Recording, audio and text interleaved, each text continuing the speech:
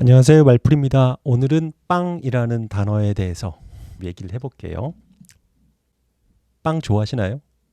저도 빵 좋아하는데 요새 다이어트 때문에 안 먹으려고 노력은 하고 있습니다. 그나저나 요 빵이라는 글자, 요거는 어떻게 해서 만들어진 걸까요? 우리말일까요? 이 빵이라는 말이 어떻게 나오는지를 알려면 좀 역사를 들춰봐야 됩니다. 빵이라는 음식은 일본을 통해서 들어왔습니다. 근데 일본이 원조는 아니고요. 포르투갈이 빵을 가지고 일본에 온 겁니다. 그래서 포르투갈 대항해 시대부터 조금 좀 역사를 봐야 되는데요. 여기가 포르투갈이죠. 유럽에. 여기서 엔리케라는 왕자가 있었습니다. 이 당시 이제 이쪽으로 이렇게 무역을 해서 향신료를 얻었었는데 여기가 오스만 투르크에 의해서 이쪽 항로가 막힙니다. 그래서 엔리케는 새로운 항로를 찾기 위해서 대항해를 시작하죠. 안 가던 곳인 이쪽 아프리카를 돌아서 가보면 어때? 이때는 지구가 이제 다 이어져 있다는 걸 알았기 때문에 바스코 다가마라는 항해사를 시켜서 이렇게 돌아가서 인도양으로 이렇게 가는 항로를 찾죠. 이때가 바로 1488년이고요. 여기서 4년 후에 콜럼버스가 이쪽 옆쪽으로 아예 돌아가서 인도를 자기는 지구 한 바퀴 돌아가서 가겠다 했다가 발견한 게 이제 미국이기도 하죠. 그리고 거기서 100년이 지난 후에 우리나라는 임진왜란을 겪게 되는데 그 사이에 일본에 먼저 포르투갈이 도착하는 일이 있게 됩니다. 요게 이제 1543년이에요. 포르투갈이 이렇게 여행을 와서 여기에 도착하게 되는 겁니다. 여기 섬 이름이 다네가시마입니다. 그래서 여기 와서 뭐 스페인이 필리핀을 막 점령했던 것처럼 그렇게 점령하지는 않고 무역을 하려고 했었습니다. 그래서 포르투갈은 신기한 걸 좀 위협도 되면서 신기한 걸로 보여준 게 이런 화승총이었습니다. 조총이죠. 예. 다네가시마 섬에 먼저 전달해줬다 해서 이 총 이름이 다네가시마 대포라고 불렀습니다. 대포라는 이름 같은데 왜 총이네요. 그죠? 다네가시마 섬에서 전래된 총이어서 다네가시마 대포라고 불렀습니다. 근데 대포인데 왜 총이죠? 대포면 커야 되는데. 예. 근데 한자로 보면 이게 철포입니다. 철포. 일본어로는 철자를 이제 대자로 발음을 했었거든요. 그래서 대포가 된 겁니다.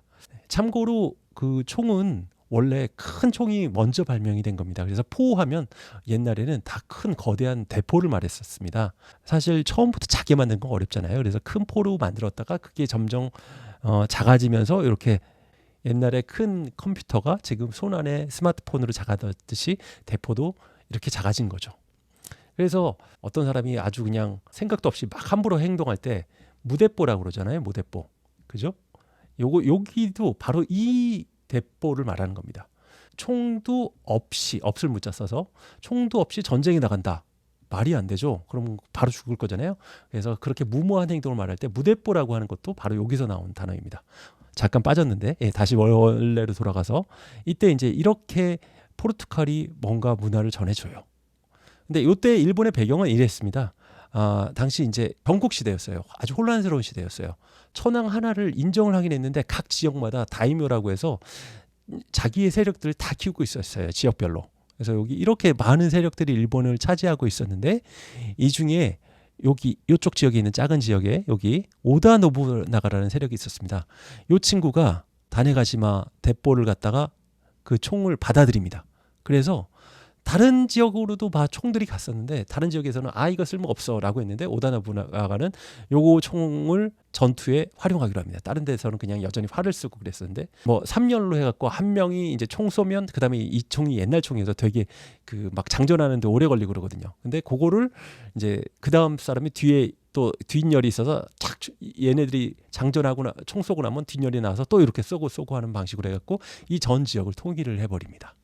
그러니까 이제 오다 노부나가는 일본의 제일 강한 세력이 되는데 안타깝게도 이 거의 통일하자마자 살인을 당하고요. 아주 진짜 신복이었던 도요토미 히데요시가 이제 일본 전체를 통일한 쇼군이 되게 되는 겁니다.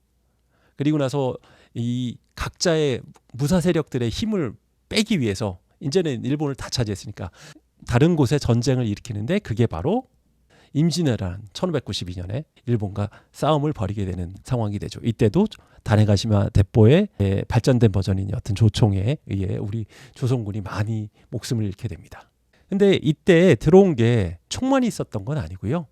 항상 그렇죠. 서양 국가들은 기독교를 포교한다는 뭐 거창한 명분을 가지고 들어옵니다. 그러면서 여기에 이제 목사들도 막 들어오는데 이 기독교가 들어오니까 총은 좋았는데 기독교는 위험한 거예요. 왜냐하면 세상이 다 평등하다 뭐 이런 개념들이 있고 일본은 일본 나름대로 신도라는 불교도 종교도 있고 막 그러니까 종교는 안 돼 해서 아무 데서나 무역을 못하게 여기 이쪽 나가사키에 있는 데지마라는 인공섬을 하나 만듭니다. 이거 따로 만든 섬이에요. 근데 여기 작은 지역에다가 여기서만 무역을 해. 그러니까 막 종교인들이 퍼져 나오지 못하게 딱 지역을 한 개를 둔 거죠. 데지마가 한자로 보면 출자를 씁니다. 그래서 출도라고 해서 들어오고 나가고 하는 그런 섬이라는 뜻이에요. 근데 포르투갈이 아니라 네덜란드 사람들이 오게 됩니다. 왜냐하면 포르투갈은 여전히 이제 기독교 국가에서 기독교를 계속 전파하려고 했고 네덜란드는 완전 상인이어서 뭐 기독교 상관없어 그래 우리 무역만 할래라고 해갖고 여기 데지마에는 네덜란드 상인들이 많이 오게 됩니다. 근데 데지마로 무역하는 곳을 한정을 시켰지만 그 전에 이미 기독교 포교를 위해서 포르투갈 목사들이 많이 들어왔고 그 목사들이 일본에 와서 먹던 음식도 눈에 들어오게 되었습니다. 그게 바로 빵이었던 거죠. 그 당시 포르투갈어에서 빵은 이렇게 불렸다고 합니다. 빠오 뭐 이렇게 발음이 되는 것 같아요. 유럽의 언어는 그리스와 라틴어 어원을 가지고 있습니다. 그래서 그리스에서는 빠 이렇게 불렀고 라틴어에서는 빠니스 이렇게 불렀고 그 영향을 받은 프랑스어는 빠인 뭐 스페인어에서는 빤 또는 빠네 이렇게 불렀다고 합니다. 다 같은 발음이죠. 예, 그래서 일본에서는 이 발음을 따라하다 보니까 빵 이렇게 된 것입니다. 이 빤과 빠네는 여전히 이 영어에도 많이 남아 있습니다. 음식 이름에도 하나 볼까요? 요거 좋아하시나요? 빠네 파스타입니다. 여기도 빠네 스페인어식 발음이 그대로 들어가 있죠. 빵에다가 파스타 들어간 겁니다. 근데 말 그대로 빵 안을 파 안에서 파스타 넣는 거. 이거 크림 파스타 저 아주 좋아합니다. 네. 살은 칼로리는 엄청 많을 것 같은데요. 예. 또 다른 빵을 보면 네. 요건 이탈리아 빵인데 빠네 투라노라고 되죠. 예. 투라노 빵인 거죠. 예. 요거 건포도 들어간 거 저는 좀 좋아합니다. 그리고 이렇게 긴 빵 아시죠? 요거는 갖다가 빠네 프란체스 뭐 이렇게 발음한다고 해요. 예. 이거는 그 프랑스 빵이라는 뜻이에요. 근데 프랑스에서는 이렇게 부르지는 않죠. 요거 뭐라고 부르죠? 바게트라고 부르죠. 예. 근데 프랑스에서는 바게트라고 부르고 유럽의 다른 사람들은 프랑스 사람들이 먹는 빵이다 해서 빠네 프란체스 뭐 이렇게 말한다고 합니다. 그나저나 프랑스의 대표적인 빵, 이 바게트 빵 말입니다.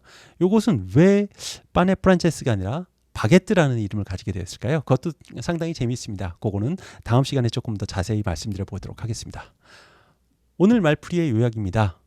빵이라는 단어는 포르투갈 빠오 예 여기서 왔고요. 그걸 일본 사람들이 따라하다 보니까 빵이 된 거고 스페인어로는 빠네라고 해서 빠네 파스타 또는 빠네 투라노, 빠네 프란체스의 어원이 됩니다. 그리고 오늘 나왔던 내용 중에 일본어로 총을 철포라고 해서 대포라고 부른다고 하고 요 총이 없이 전쟁에 나간다 해서 그걸 무대포라는 우리말이 생겼다라는 거 그것도 기억을 하면 되고요. 그다음에 무역을 위해서 만들어놨던 섬 이름이 데시마. 이게 이제 나갈 출자 써서 들어오고 나가고 하는 섬이라는 그런 뜻이 있다라는 거 오늘 조금 어원에서 살펴보았습니다.